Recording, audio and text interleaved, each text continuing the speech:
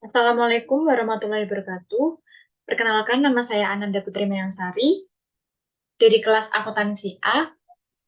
Di sini saya akan mempresentasikan tentang pengelolaan persediaan Pusat Bumbu Semarang. Topik pembahasan, yang pertama ada jenis-jenis persediaan, yang kedua ada biaya persediaan, yang ketiga ada manajemen persediaan, yang keempat ada keputusan dasar persediaan, kelima ada pengendalian persediaan. Topik yang pertama yang akan kita bahas adalah jenis-jenis persediaan. Yaitu pertama ada barang mentah atau raw materials. Ini jadi barang mentah itu seperti contohnya bawang putih, Ajinomoto, cabai bubuk, lada putih bubuk, lada hitam bubuk yang belum di packing. Jadi ini masih berupa grosiran, belum di packing sesuai dengan takaran per kilo masing-masing. Ini ada contoh barang yang belum di packing, ini masih berupa eh, takaran, masih berupa grosiran yang harus ditakar lagi. Dan yang kedua, di Pusat Bumbu Semarang ini ada barang jadi atau finished good. Item-item produk Pusat Bumbu Semarang yang sudah di packing sesuai dengan berat yang diinginkan oleh customer. Jadi ini ada contoh lada hitam yang 1 kilo yang sudah di packing seperti ini. Seperti terlihat pada gambar di bawah. Yang kedua ada topik biaya persediaan. Di biaya persediaan itu ada biaya per unit atau item cost. Yang pertama ada modal bahan baku. Modal bahan baku di awal mula usaha itu sebesar 500.000. Biaya listrik tidak ada karena gudang dan semua perlengkapan itu masih jadi satu dengan rumah. Jadi tidak ada biaya pengeluaran selain biaya sekalian untuk rumah. Yang ketiga ada biaya produksi. Karena di Pusat Bumbu Semarang itu tidak membuat produk, tapi bergerak di bidang supplier, jadi tidak ada biaya produksi. Total biayanya hanya 500.000 pada awal mulai usaha. Yang kedua ada biaya pemesanan. Biaya pemesanan perusahaan ke pemasok itu hanya dikeluarkan untuk jasa pengiriman dari gudang Jakarta ke gudang Semarang. Yang ketiga ada biaya pengelolaan persediaan atau carrying cost.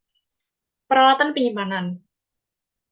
Peralatan penyimpanan ini hanya tidak ada, jadi hanya menggunakan peralatan-peralatan yang ada di rumah. Jadi sekalian beli dan punya di rumah. Yang kedua ada biaya penyimpanan. Biaya penyimpanan juga tidak ada karena sistem Pusat Bumbu Semarang ini menggunakan gudang di lantai 2 rumahnya sendiri. Jadi biaya sewa penyimpanan nol. Yang ketiga ada untuk meletakkan bumbu, juga ada teknik tersendiri, yaitu dengan meletakkannya di atas meja, dihindari bersentuhan langsung dengan lantai agar bumbu tidak dimakan hama seperti rayap dan atau tikus. Yang keempat, biaya kekurangan. Biaya kekurangan ini ada jika tidak dapat memenuhi keinginan customer. Semisal, customer menginginkan lada hitam sebesar 10 kilo, tapi di gudang hanya ada 4 kilo. Nah, itu dari sistem Pusat Bumbu Semarang itu tetap bisa menyediakan 10 kilo itu, tapi dengan aturan kita mengirimkan lebih dahulu 4 kilo yang tersisa di gudang, lalu mengirimkan sisanya kembali di kemudian hari. Maksudnya di kemudian hari itu besoknya atau lusanya. Dan di sini kita rugi itu rugi waktu dan rugi pada saat pengiriman. Nah, itu termasuk dengan biaya kekurangan. Yang kedua, ada jika ada barang yang busuk. Ya, barang yang busuk itu seperti sudah expired, jadi kita menyetok barang, tapi barangnya tidak laku-laku dan alhasil sampai expired itu sendiri. Di sini di bawah ada foto gudang yang memang disediakan khusus untuk eh, khusus untuk menyimpan bumbu-bumbu. Yang ketiga ada topik manajemen persediaan. Manajemen persediaan itu dari pengertiannya yaitu teknik untuk mengelola tingkat persediaan dalam berbagai perusahaan pada suatu rantai pasokan. Pusat Bumbu Semarang ini menggunakan manajemen persediaan EOQ atau Economic Order Quantity, yang merupakan di mana kita menyetok barang, perusahaan menyetok barang, dalam artian dapat memenuhi kebutuhan perusahaan untuk memenuhi kebutuhan konsumen yang tidak menentu. Jadi di sini Pusat Bumbu Semarang menggunakan sistem EOQ dengan menyetok barang sesuai dengan semoga untuk bisa memenuhi kebutuhan konsumen. Di sini saya mencontohkan ada aktivitas logistik, yaitu pengiriman barang dari dalam kota, khusus dalam kota itu bisa menggunakan GoSend, Grab, atau sebagainya, dalam kota ke customer. Tapi Pusat Bumbu Semarang juga menyediakan layanan online, yaitu menggunakan ekspedisi JNT atau dan lain sebagainya, menggunakan e-commerce. Kita juga bergerak, perusahaan juga bergerak di bidang e-commerce. Terus yang keempat ada keputusan dasar persediaan.